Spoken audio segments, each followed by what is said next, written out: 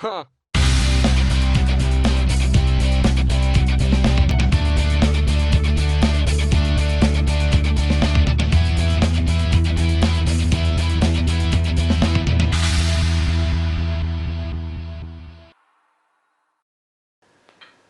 Hi guys, today is a bit of an experiment.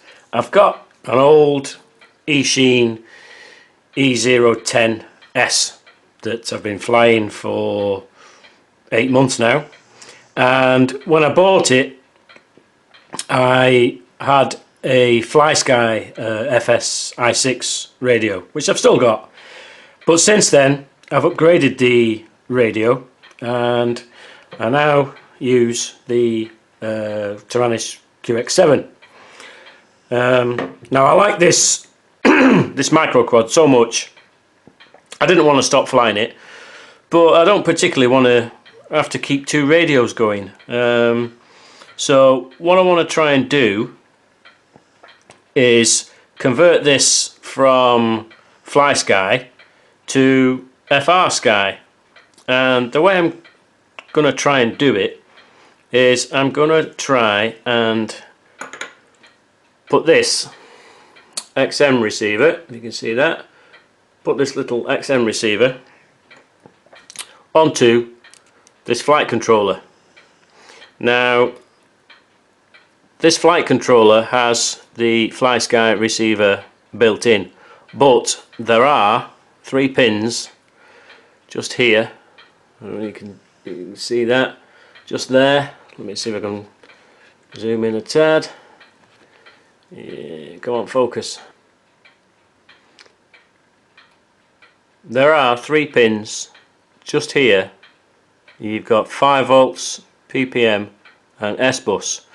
So what I'm going to try and do is connect the XM receiver to those pins and see if we can get it to connect, and hopefully it will ignore the onboard receiver. So that's what I'm going to try and do. Now, to save me taking this one apart for now, what I'm going to do, I've got an old board here that I replaced because the 5 volt supply went bump on it. So what I'm going to do is fasten solder the XM receiver onto these 3 pins here, plug it into Betaflight and see if we can actually get it to talk to the flight controller. If it does, then I'll desolder the XM receiver from this one, solder it onto this one and see if it'll fly. Stay tuned.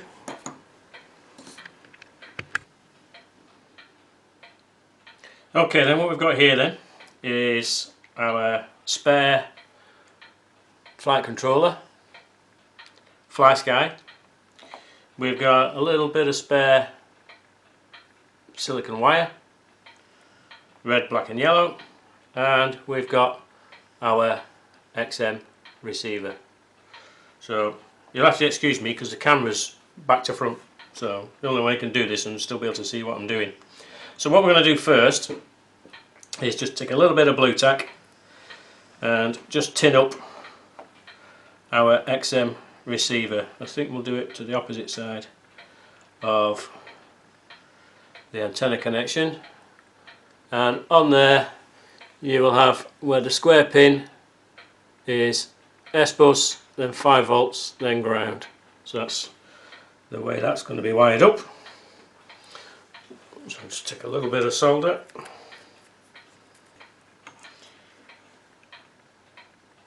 I'm running the iron more or less on its minimum heat. You don't need a great deal of heat on there. Just get in and out as fast as possible. There we go. Okay, that's our receiver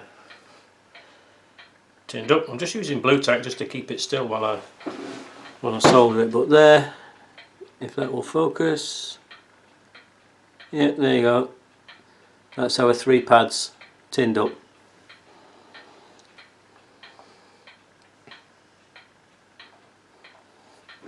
The next thing we need to do is take our 3 spare wires and just tin them up. Doesn't matter on the length for now, this is just a test to see if this will work. So just chop that plug off the end. Now because it's silicon, you can just pinch the end of the cable, just pull, and the wire is exposed. So just tin those up. Again, just use a little bit of blue tack, stick it down, get your cables on there. Doesn't matter how scruffy they are for now. And all we need to do is just tin up the very end.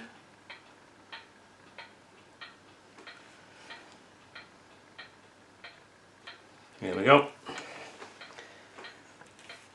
When you're working on stuff this small, it's always a good idea to keep the soldering iron tip really nice and clean. On this board you've got a label underneath the pins, 3.3 volts, ppm, S-bus. So we're going to be using 3.3 volts and S-bus, but we need a ground for the receiver as well. So I'm going to use the ground where the battery goes, because when we do this, if it does work, when we do this on the quad itself, the only ground we're going to be able to get to is that one there. There is another one for the camera, but I'm not going to bother with that. I'll use the battery ground there. So we'll have 3.3 volts, which is this one, S-bus, which is the end one, and a ground, and hopefully then our receiver should work. So we'll get out now and put those on. So let's go ahead and we'll start with the voltage cable, which is the red one, which is going to 3.3 volts.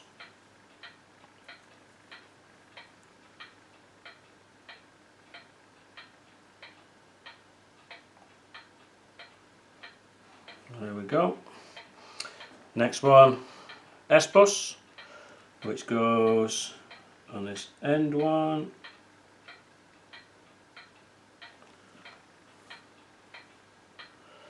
That's okay.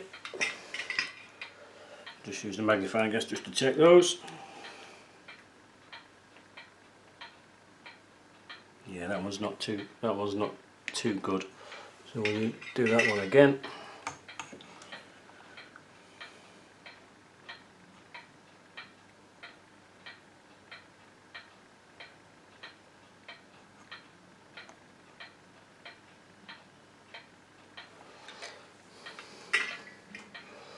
That seems a bit better. Yeah, that's better. Okay, so we've got our positive, our S-bus, and we need the ground. I'll just turn this round, and ground with that blue tack a tad.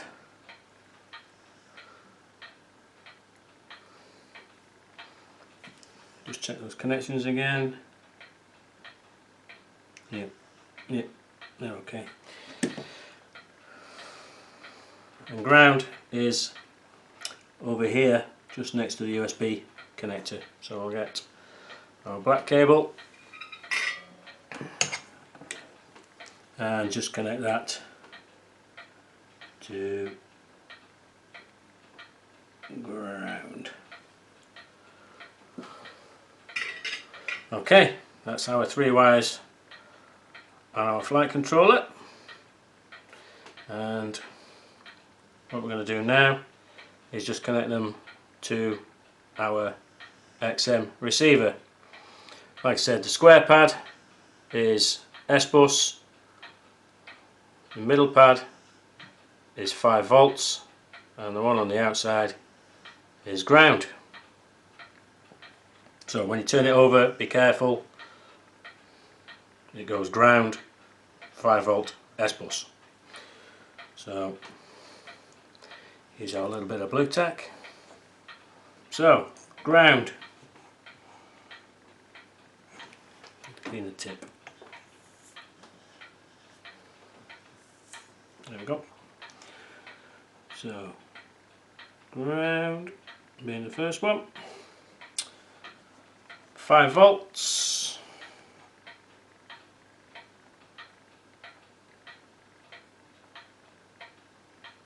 doesn't have to be too neat because we're going to take it all apart again, and S-bus. There we go. So that now, focus, is our cables connected to our flight controller. So what we need to do now is plug this in to Betaflight, and hopefully it'll power the receiver through the USB. I'm pretty sure it does, but we'll check, and then bind it to our radio and see if we get any reactions. Okay, here we have our USB cable plugged into the laptop, and what we're going to do now is just see if this fires up the receiver. And yeah, there we go. So we've got the receiver live. You can see that, and block those lights out. But yeah, we've got a red flashing LED on our XM receiver. So what I'm going to do now is just set up a temporary model on the QX7 and bind it up. Let me just unplug it, and then we'll plug it into Betaflight and see if we can't get it talking. Welcome to OpenTX. Turning on the radio. Switch warning. Yeah, thanks very much for that. And create a model.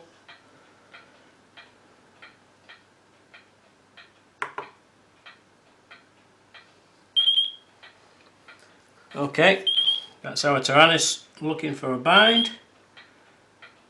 Press and hold the bind button on the receiver, power it up, and yep, we have a green light. Come out of bind, cycle the power on the receiver,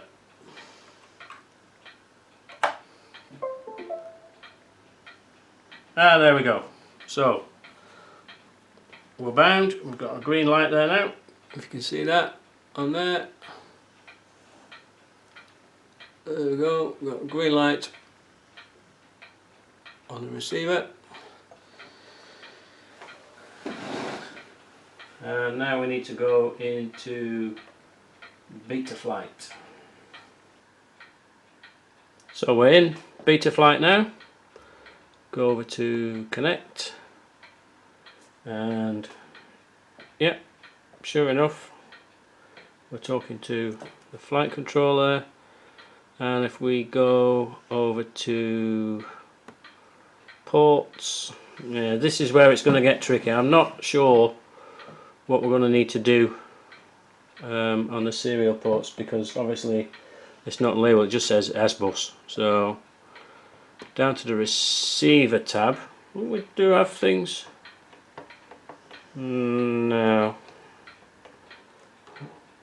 we've got nothing there. Okay, so back to ports, let's turn on UART 2 and go into config and tell it serial based S-bus. Save and reboot. Back to our receiver tab. Okay, so it's ignoring the Flysky. Back to ports and turn on UART 3. Save and reboot. Back to receiver. And there you go. So UART3. There's pitch. There's roll. There's throttle. Endpoints won't setting up. And there's yaw. So, yes, you can. You can do it. So, success. What I'm going to do now is take the XM. I may as well leave these cables on and transfer it. I don't know how I'm going to secure it, but transfer it onto here. I may have to sticky pad it either to the back of the VTX. Those are the pads we used on this one, so it's in that orientation. So 3.3 volts, S bus at the end, and we'll pinch a ground from the battery, and then we can find somewhere to put this little receiver, and we'll be good to go on FrSky. Stand by.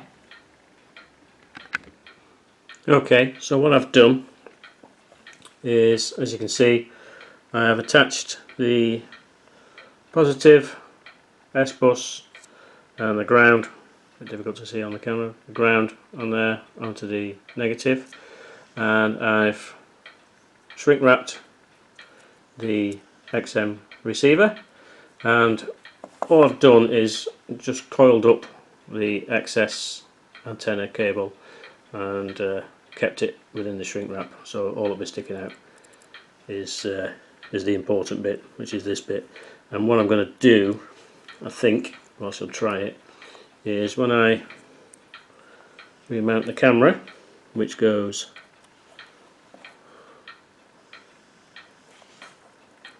there, and if this does work well, I'm going to lose this. I'll chop this off or desolder it. What I'm hoping to do is get that in there somehow and maybe poke the antenna down through the frame out of harm's way. So yeah, it seems to fit pretty well there. It weighs 0.9 grams, so I'm not with the shrink wrap and the cable and everything else. I have added a little bit of weight, not too much. We'll weigh it at the end and see what it comes in at. But I'm just going to sticky pad that down there, stick the antenna through the frame, and take it for a test flight. Stand by. Well guys, I haven't got the flight footage because I'm here on my own, but complete success. Works perfectly now on the QX7 with the XM receiver fastened in and stuck down there on the back. Could be a bit neater, could have a little bit less cable there, but no, I'm impressed. I need to remove the old antenna. There's not much weight there.